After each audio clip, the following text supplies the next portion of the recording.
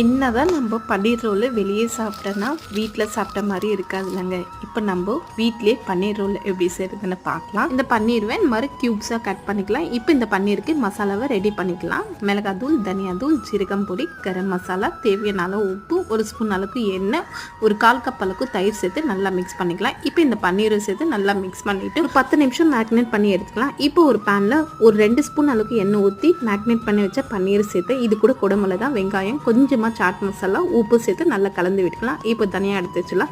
Already நான் பரோட்டா மாவு பிசைஞ்சு வச்சுக்கினேன்.